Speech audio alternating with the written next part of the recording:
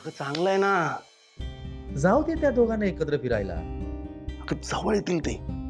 आणि तशी ती सुपर्णा त्या भावनाबद्दल नेहमी वाईट विचार करत असते. तिच्याशी उगाच बोलत नको जात जाऊस ग तू. हो का? मग तुम्ही बोला माझ्याशी. मी सांगते ते ऐका. हे बघ नीलू, तू माझी गोष्ट ऐक. हे बघ, त्यांच्या आयुष्यात सुखाचा क्षण येईल, त्यांचा संसार सुखाचा होईल ही आशा वाटणंही बंद झालं होतं ग. इतकं छळलंय आपल्या घरच्यांनी त्या दोघांना एकमेकांपासून वेगळं होण्यासाठी. आणि ज्या परिस्थितीत सिद्धूचं आणि भावनाचं लग्न झालं त्यावरून त्यांचा संसार सुखाचा होईल की नाही हा पण सगळ्यात मोठा प्रश्न होता. तू खरंच खूप चांगली बातमी दिलीस. अगं त्यांचं नातं फुलतं यापेक्षा चांगली बातमी अजून काय असू शकते नीलू? हो का? आनंदाची बातमी.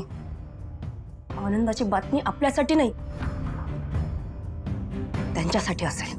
अगं असं काय म्हणतेस तू? हे बघ, सिद्धू एक चांगला मुलगा आहे आणि भावना सुद्धा साधी, सरळ आणि स्वच्छ मनाची मुलगी आहे. आणि त्यांच्या दोघांच्या आयुष्यात जर काही क्षण चांगले सुखाचे येत असतील तर तुझा काय प्रॉब्लेम आहे नीलू? हे बघ, तशी काही कमी संकट नाहीये त्यांच्यावर. त्यात तिच्या बहिणीचा मिसकॅरेज झालाय. हे बघ, 2 क्षण सुखाचे त्यांना मिळत आहेत तर मिळू दे ना नीलू. बरं, तुम्ही म्हणताय त्याप्रमाणे आपल्या घरातल्या लोकांनी त्यांचा कितीही छळ केला असला तरी प्रत्येक मानासाठी तेच पुढे असतात. आणि मला त्यामुळे त्यांचं सुख पाहवत नाहीये.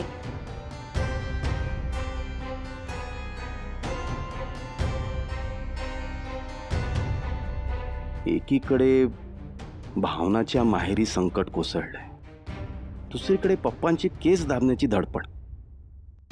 या सगळ्यांवर बहुतेक आता सिद्धू भावनाची वाढत चाललेली जवळीकच मार्ग दाखवेल.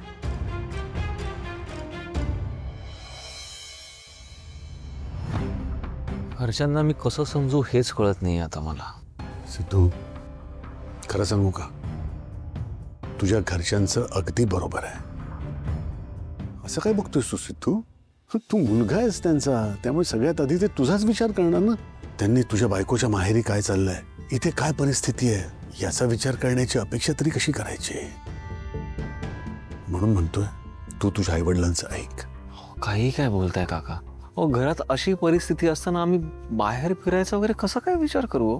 सिद्धू, अरे कधी कधी एखाद्या गोष्टीतून सावरण्यासाठी बदल गरजेचा असतो. आता मला जयंतचा फोन आला होता आणि जानूच्या डॉक्टरांनी हेच सांगितलं. आणि जानूला चेंज मिळावा म्हणून जयंत आणि जानू आता ट्रिपला जाणार आहेत. ट्रिपला? म्हणजे? अरे जानूला चेंज मिळावा म्हणून जयंत आणि जानू काही दिवसांकरता फॉरेनला जाऊन येत आहेत. सिद्धू, तुझी आणि भावनाची जानूबद्दलची काळजी माहिती आहे मला. अरे पण आता जानूच नसणार आहे पुण्यात, ती जाणार आहे बाहेर. आणि तुमचाही संसार पुढे सरकायला हवा ना रे. ऐक माझं, जाऊन या तुम्ही दोघे. सिद्धू काकू, काय झालं? सगळं ठीक आहे ना? भावना ठीक आहे ना? हो हो हो काकू, अगं अगं सगळं ठीक आहे. तू तू टेन्शन नको घेऊस. तू बस ना, ये बस बस नाही बस. तू नाही काही नाही झालंय काकू, बस सांगतोस. काय झालं? नाही काही नाही ते नाही नाही काकू, सांगते. हे बघा, विषय फक्त इतकाच आहे की माझे घरचे असं म्हणतायत की मी आणि भावना मॅडम बाहेर कुठेतरी फिरायला जावं, इतकंच. अच्छा, असं होय? मग चांगलं आहे की ऐका तुम्ही दोघं त्यांचं आणि जाऊन या. काय बोलताय हो तुम्ही काकू? म्हणजे खरं सांगू तर आमच्या मनात नाही आहे. म्हणजे परिस्थिती काय आणि आम्ही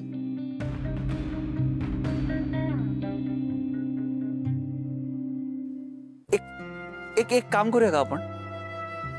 म्हणजे मी आणि भावना मॅडम जातो फिरायला, पण काका माझी एक अट आहे, तुम्ही दोघं सुद्धा आमच्या सोबत फिरायला येणार आहात. अरे काहीतरी काय? अरे वा. नाही म्हणजे मला कळतंय मायेनेच म्हणतोयस, पण परिस्थिती पाहतोयस ना, अशात आम्ही कुठे. एक्झॅक्टली काकू, म्हणजे प्रसंग नाहीच आहे तसा, पण याच प्रसंगातून आपल्याला काहीतरी मार्ग काढावाच लागणार आहे ना. तर जयंत आणि जान्हवी सुद्धा फॉरेनला चाललेत. डॉक्टरांनी त्यांना सांगितलंय, म्हणजे काकांना कॉल आला तर मगाशी तेच बोलले मला.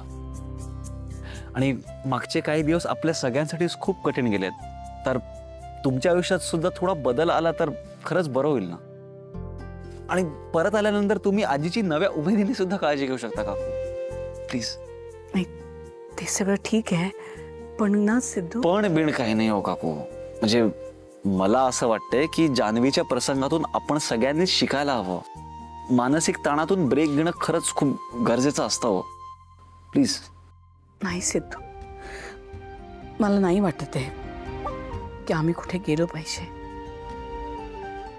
ठीक आहे, मग असं असेल तर मला वाटतं आपण प्लॅन कॅन्सलच करूया. तुम्ही दोघं जर येणार नसाल ना तर मी आणि भावना मॅडम सुद्धा नाहीच जात. अरे काय वेडेपणा आहे हा. अहो बघ ना, वीणा तू तरी. आई, तुम्ही इथली काळजी करताय का? इथली काळजी तुम्ही अजिबात करू नका. मी आहे ना, तुम्ही निर्धास्तपणे जा. क्या बात आहे वहिनी, थँक्यू सो मच. आता तरी ऐका. एक मिनिट आजी, आता तुम्हीच सांगा तुमच्या लाडक्या सुनबाईला. अहो यायला तयारच होत नाहीये. घरातल्या प्रत्येकामध्ये जीव अडकलाय तिचा. पण घरात जी व्यक्ती सगळ्यांच्या जीव अडकवते ना, त्याच व्यक्तीला मनातून प्रसन्न असणं, फ्रेश असणं, खमक असणं गरजेचं नाहीये का? आणि त्यासाठी ब्रेक हवा. बरोबर ना आजी? आजी आता तुम्हीच सांगा त्यांना यायला. काय काय काय काय काय म्हणताय तुम्ही आजी? हो म्हणताय? अहो बघा काकू, आजी सुद्धा हो बोलते आता. काकू प्लीज या ना. काय रे तू. आई, तुमचा माझ्यावर विश्वास नाहीये का? अगं असं नाही. नाही, आता मधल्या काळात माझ्या एकटीवर केवढी मोठी जबाबदारी पडली, ती मी निभावली.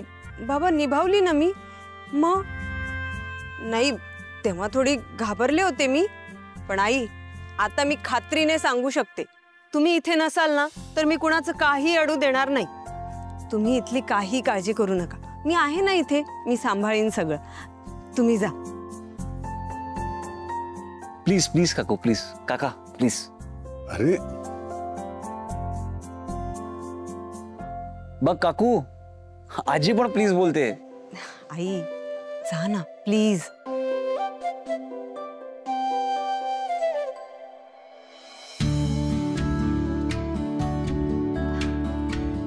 वाह,